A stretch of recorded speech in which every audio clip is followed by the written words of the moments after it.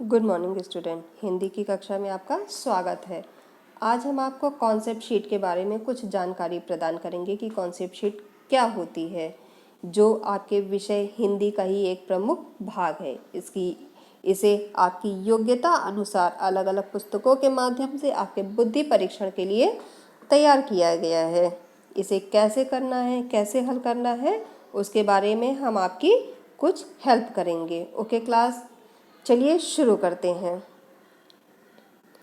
शब्द भंडार कार्यपत्रक। शब्द भंडार आपके चैप्टर का ही एक हिस्सा है। शब्द भंडार में पर्यायवाची, विलोम शब्द, बहुत सारी चीज़ें आती हैं। उसी में से पहला आपका है पर्यायवाची।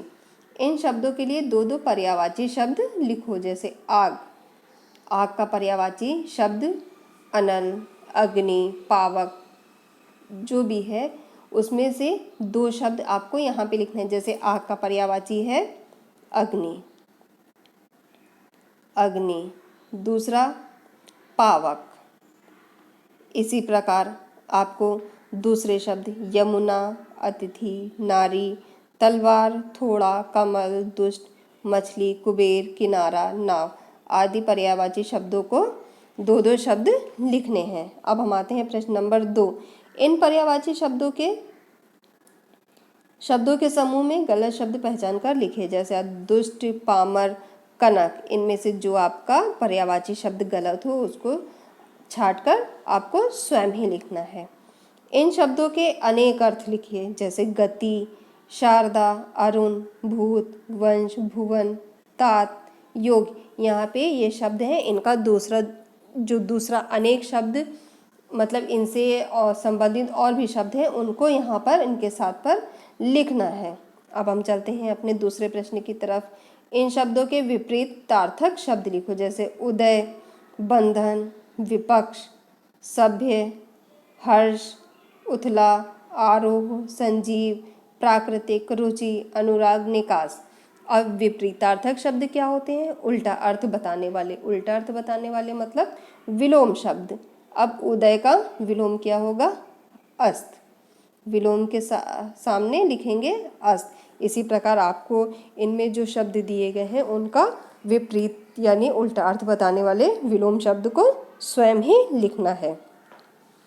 अब प्रश्न नंबर 5, वाक्य द्वारा अर्थ स्पष्ट करिए। दिन और दिन।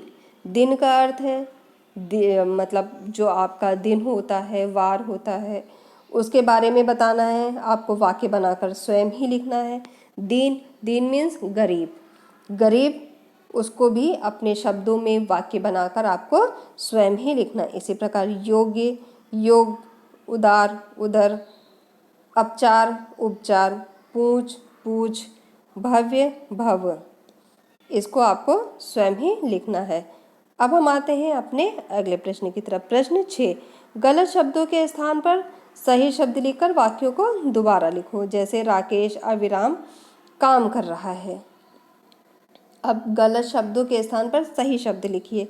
राकेश अविराम काम कर रहा है। राकेश अविराम काम कर रहा है मतलब बिना रुके काम कर रहा है, तो इसको आपको सही शब्द में परिवर्तित करके दोबारा फिर से लिखना है। योग के कारण उसकी यह दशा हो गई। यह रास्ता पूर्व दिशा की तरफ जाता है। वह स्वभाव से बहुत उदार है। माला का उदर गुब्बारे की तरह फूला हुआ है।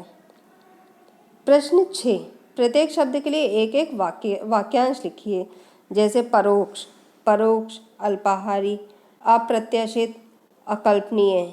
इनको आपको अपने वाक्य में बना के उसका वाक्य का वाक्यांश, ये जो आपका वाक्यांश दिया है इसका वाक्य बनाकर आपको स्वयं ही लिखना है। आई होप सो क्लास, आपने इस कॉन्सेप्ट शीट को बहुत अच्छे से सुना, समझा और इसे पूरा करने की कोशिश करेंगे। Okay class, thank you so much everyone.